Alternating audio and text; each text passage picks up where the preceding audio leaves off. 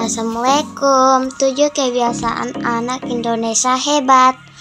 Pertama, bangun lebih awal. Kedua, sholat subuh meningkatkan kedisiplinan diri. Ketiga, membantu ibu membersihkan rumah agar dapat pahala. Keempat, olahraga menjauhkan kita dari berbagai penyakit.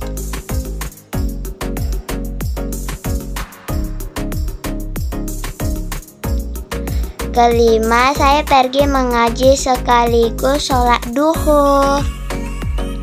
Keenam, saya belajar. Ketujuh, tidur malam tepat waktu. Sekian dari saya, terima kasih.